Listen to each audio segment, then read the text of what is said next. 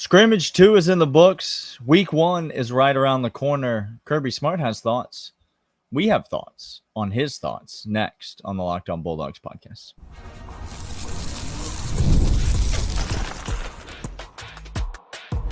You are Locked On Bulldogs, your daily podcast on the Georgia Bulldogs. Part of the Locked On Podcast Network, your team every day.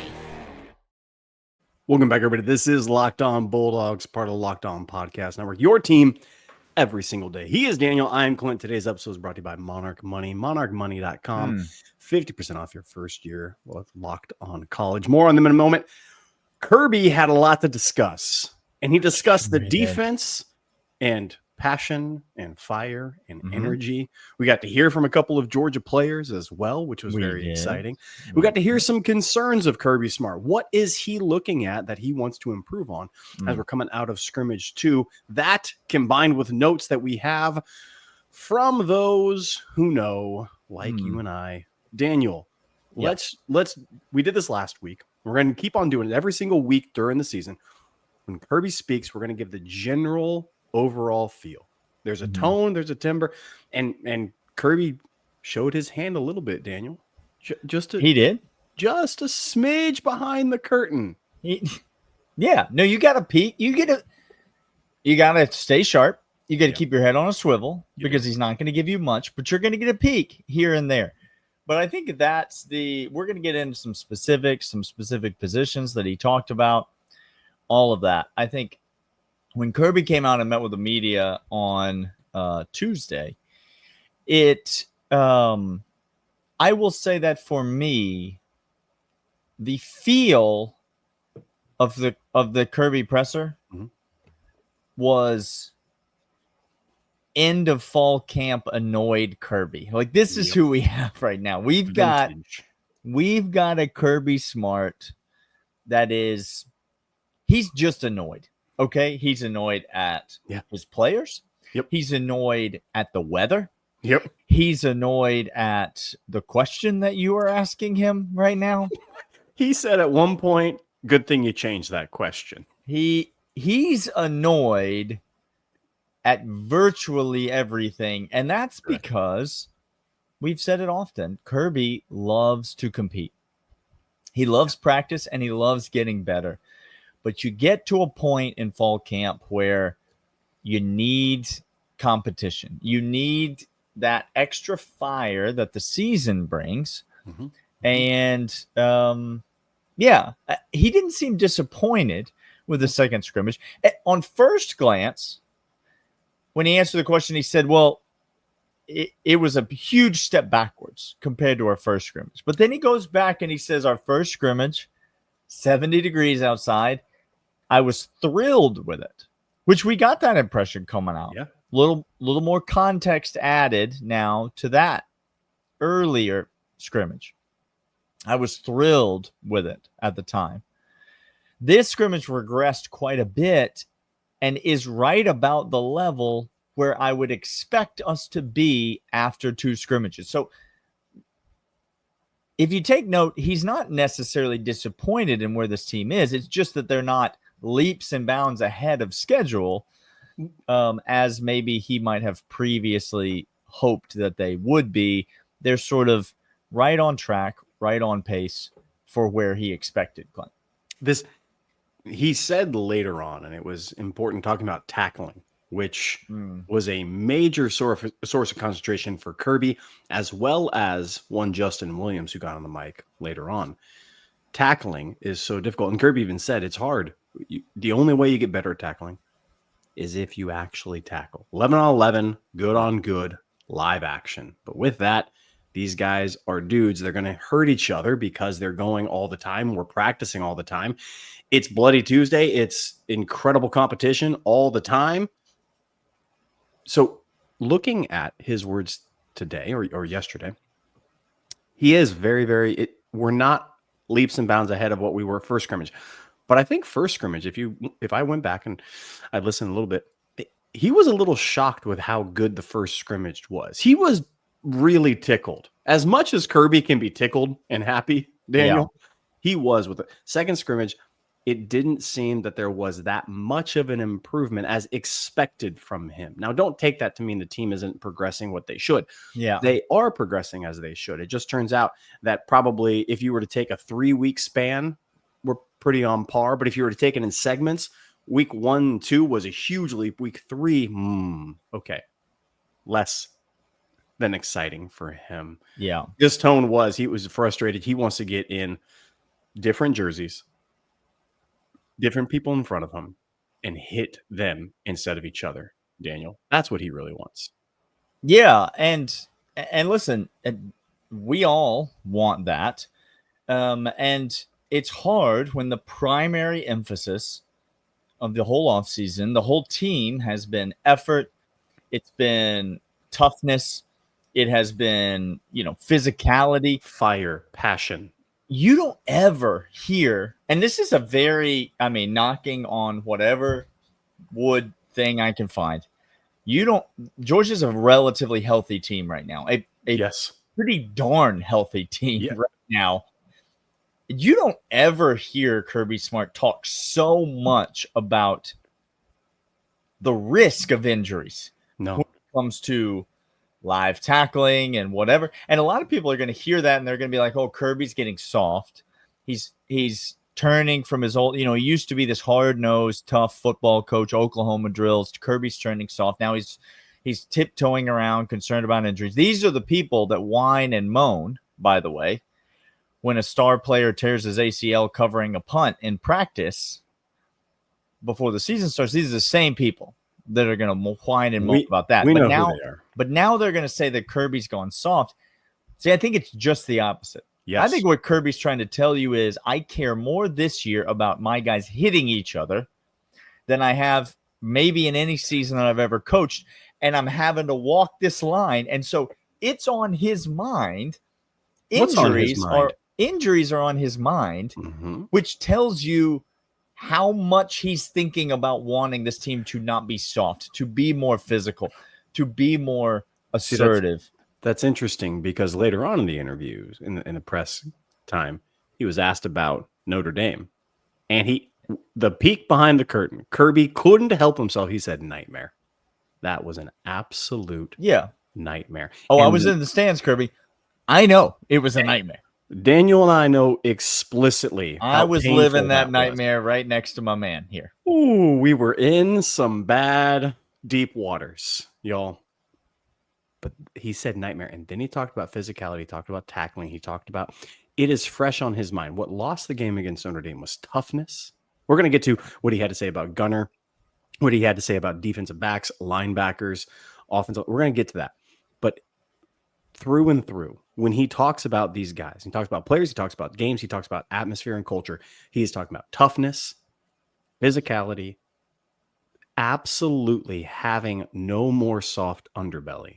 That is his main focus, his main control, because he doesn't care about anything else. I promise you this. Kirby, you can ask him, what would you rather have, Kirby, a wide receiver get 800 yards or a wide receiver get 8 touchdowns? And he's going to look at you and say, I'd rather have my running back stock block 15 yards downfield. That's what I'd rather have. And guys, he's not playing when he's like, I promise you, he doesn't care about any of that. He cares about toughness first and foremost in this team. That's it. We're going to come back. We're going to name some names because the notes from scrimmage are interesting. We got notes from scrimmage and we also got notes from what Kirby had to say. But first, these. And these are, in fact, Monarch money. Daniel, I am sick and tired of every single time I open my bank account, that money be gone. Like, it's just out of here. It's not there. But you know what? I got 401ks. I got properties. I got investments. I want to have a bigger picture of wealth management over the long haul of my life. And that's where Monarch money comes in. It does the heavy lifting for me. I can link all my accounts in minutes, clear data visuals, smart categorization of spending, and finally feel in control of my money. Monarch Money makes it simple to review all my finances. As a household, everybody in the household can help with that. We can partner and share alongside that. Don't let financial opportunities slip through the cracks. Use promo code LOCKEDONCollege at monarchmoney.com in your browser for half off your first year. That's 50% off your first year at monarchmoney.com with code Locked On College. But that's not it, Daniel. No. We also have Open Phone. Open Phone's Mhm. fantastic if you don't know what they are and you're sitting there as a business owner, a business person, and you're saying to yourself, I cannot lose potential people and clients in business. Open Phone comes into it because every time you miss a phone call, every time they don't get through to somebody, it's a missed opportunity to connect with customers. It's the #1 business phone system designed to streamline and scale your customer communications. Your whole team can share one number and respond to customers like a shared inbox. No more who's handling this. That's out of here. See why over 60,000 businesses trust Open Phone. They're offering Locked On listeners 20% off your first 6 months at openphone.com/lockedoncollege. That's openphone.com/lockedoncollege. They'll even port over your existing numbers for free. Open Phone, no more missed calls, no more missed customers. Time to name some names, Clint. Can we please? Let me start. You have the floor. With the quarterback. Woo!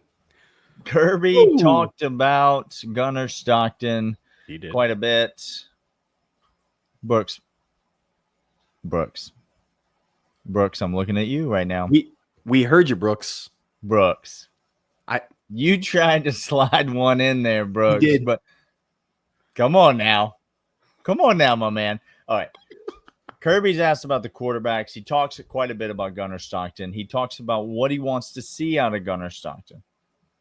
Clint, sometimes you got to listen to his pauses. It's not about what he says. It's about what he doesn't say. Fluent and Kirbyese. Here we go. He says he wants improved decision-making. Yep. He wants knowing down and distance. He wants to know where we are on the field. He wants basically an offensive coordinator's mind downloaded into Gunnar Stockton's head and body. Correct. ID the coverage. Look for, check the protections. Understand where the pass rush is coming from. Understand what the safeties are going to do once the ball is snapped. Understand the look that you're being given versus what they are likely to fall back into out of that look post-snap. These are the things that he wants to see out of Gunnar Stockton. Notice, Clint, he's not talking about seeing any improvement in rapport with the receivers. He's not talking about seeing any improvement in accuracy. Nope. He's not talking about seeing any improvement in timing. He's not talking about seeing any improvement in deep ball. He's not talking about seeing any improvement in, hitting the safe third down throws, being able to throw to the sideline, being able to work all sides of the field. He likes what he sees, presumably from that standpoint. What he wants to see, Clint, is the improved mental side. I think I know why he feels that way, but I'm curious your thoughts as to Kirby's comments on Gunnar Stockton. It's evident because this is reminiscent. This is very, very clearly the same exact Kirby Smart who talked about Jake Fromm, who talked about many other quarterbacks. The term playing within the system comes to mind, but this isn't just playing within the system. This is, like Daniel said, the offensive coordinator. If I was to sneak you into the huddle of the offense, if I was to sneak you into the huddle of the locker room, what he's saying is this guy can command leadership and direction with people all over the place. Again, that's not the issue. The issue is not how people think about him, how he understands the system. No. Now just make good decisions. Trust your skill set. Trust your physical abilities. And this is where people misunderstand the concepts of analytics and talent composition as well as within the scheme. Sometimes you have to progress a talent. Jake Fromm is this for me. Jake Fromm had to get better at zip on the ball. Jake Fromm came in with higher intangibles, higher intelligence, but not a lot of zip and not a lot of ability with the touch on the deep ball. He had to get better at that one. And Kirby talked about all the time. He raved about his decision making. He raved about playing within the system. Gunnar Stockton, on the other hand, comes in with a howitzer of an arm, power there, run there. Not talking about any skill items. He's talking about decision making. Daniel. Mm-hmm. And the only way you get better is that Kirby said later, practice. We just need to practice over and over and over. We just need reps. That's it. And what he said is, I'd like to see him get better at that. Not because he's poor at it. Read what Hear what he's not saying. He's talking about, he didn't talk about tenacity or leadership or fire or passion. He said, just trust your stuff, kid.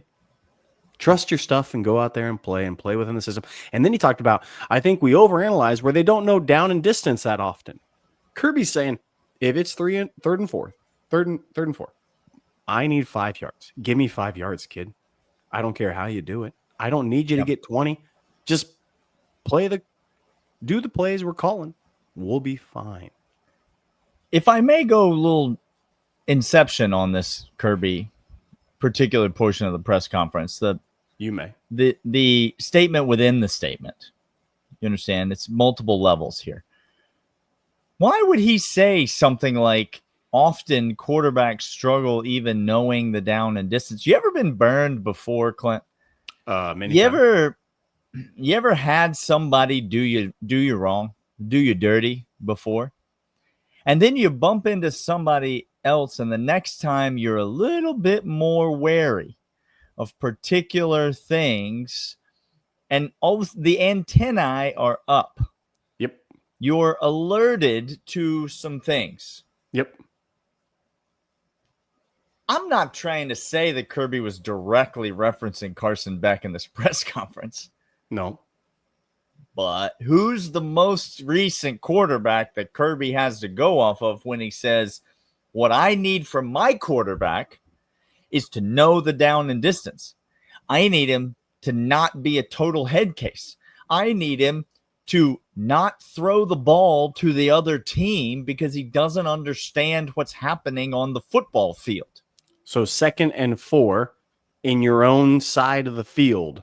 Don't go pressing a ball into a space where you shouldn't, because we can live with 3rd and 4 from our 35 and be just fine. It's almost the end of the offseason, okay? And so, listen, nobody is happier to not be talking about Carson Beck anymore more than I am. We're almost out of talking about Carson Beck season. Thank goodness. And I'm not even definitively telling you Gunnar Stockton's going to be better than Carson Beck. I'm not definitively saying he is. I think he will be, but that is speculation on my part. But I will tell you that Pro Football Focus does some advanced statistics, Clint. And a couple of the categories that they look at when they talk about quarterbacks are big time throws and turnover-worthy plays. Okay, so it's not necessarily how many times a play resulted in a turnover, but how many times the quarterback had a play that should have resulted in a turnover. It was a turnover-worthy play, whether it ended up being a turnover or not. And they contrast that with what they would consider a big-time throw, like a quarterback who is moving the team forward on his own shoulders. In 2024, in the season, Carson Beck had 9 big-time throws. 9, single digit. In 14 games, he had 9 considered like elite, great throws. 9 footballs. Big-time throws. 20 turnover-worthy plays. 20. So I'm only giving you that for some context to say, I wonder why Kirby Smart's like, the most important thing to me is that my quarterback has a head on his shoulders. Not that he can chuck it 50 yards down the field from his knees or hit the roof of the athletic complex with a pass and pretend that that's impressive. A la, and yet another quarterback bust that Clint and I called in the NFL. He's not starting anymore, ladies and gentlemen. He won't be starting anymore ever again. Interesting. It's no surprise that this is what Kirby's looking for. You're right. I don't think it's an indication of where Gunnar Stockton is weak. I think it's an indication of where this coaching staff is focused. They say, hey, look, we're going to be fine if you could just throw the ball to our people. He said in that, Georgia fans, we have a nasty group of guys who, if I tell Gunnar, throw the dang ball in the dirt 2nd and 4 on a screen instead of forcing it in, we will have the ability to absolutely get that first down on 3rd. That's what he's saying. He has every confidence in the world. Wide receiver room. This was the other interesting thing that he said, and we're going to get to the 3rd segment in which we have more names and scrimmage notes. But when he talked about wide receivers, he said last year we had about 6, 7, 8 guys that could contribute in the wide receiver room, either playing offense or playing special teams. And he said, I think this year I'd like to see that get to 10, 11, 12. Here's what he just said. Last year's wide receiver room was bad. I could barely find places for them on the field, including special teams. Yeah. I couldn't play them anywhere. Unplayable. This year, I think I could play 10 or 11 guys on special teams on the offense. It's because that's because the best wide receiver on the team last year is currently the 7th best wide receiver on the team this year. So that's what Kirby's not saying. Wild. Yeah. We're going to come back to this. We're going to talk about more scrimmage notes, things that we heard and saw coming your way. But first, these. And these are, in fact, prize picks. Daniel, how much do you like taking the knowledge you have of football and applying it in which you get to make some sort of profit on what you're doing? Oh, an income is involved. Yeah. Oh, so the bank account's going up. What if I told you all Monarch Money is going to be happy with me after I do this? See how that works, people? Preseason's already heating up. College football isn't far behind. Whether you got eyes on big-name quarterbacks or breakout running backs, prize picks make it easy to get in the game. You know who I'm most excited about? I'm going to tell you this right now. Chase is going to win you every single fantasy league that you're a part of in PPR. That man is a absolute ball hawk. He's going to come down to everything. Prize packs is simple to play. Just pick more or less on 2 to 6 player stat projections. If you get your picks right, you earn cash up to 2,000 times your money. It's that simple. Download the Prize Pick app today. Use promo code LOCKEDONCollege to get $50 in lineups after you play your first $5 lineup. That's Locked On College to get $50 in lineups after your first $5 play. Prize Pick, run your game. But that's not all, Daniel. We also have our friends over at FanDuel because you and I love FanDuel, and FanDuel is fantastic, and you should too. I've been on there quite a bit lately. August 26th is officially FanDuel Futures Day, a brand new holiday of football fans who live for bold predictions and preseason hunches. Well, turns out August 26th is every day this week for Daniel and I on Futures Day. However, on FanDuel, just 24 hours, you get to go ahead and get into NFL season predictions, whether you're calling MVP, long shot division winner, or ready to crown your Super Bowl champion before week 1 even kicks off. This is your moment. Daniel, I'm going to tell you this right now. Yeah. If you are not going ahead and taking the money on a focused and renewed Ravens team, and Todd Monken getting that man his MVP, I don't know what you are doing. He's going August to 26th. Get on there right now. Visit the FanDuel app today and start planning your future bets now, because Futures Day is one day and one day only. FanDuel, play your game. Clint, is there somewhere I need to write a letter and formally apologize to you that we have made it 23 minutes in this podcast and not yet mentioned Justin Williams' name? I would be happy to have it notarized if you'd like. I can. Okay. Let me tell you how things operate. Let me tell you how things are going to go. Sit back and let Uncle Clint talk to you for a minute. Okay. We've had 2 scrimmages in which the people that have been brought to the press room here we go, have been those who have been very, very instrumental and made lots of noise in the scrimmage, and leaders on this team, not just in scrimmages, long-standing, not just those. Micah Morris gets to it, and you see Kirby's influence on him, and you see him talking about fire, passion, energy, and a willingness to stick together.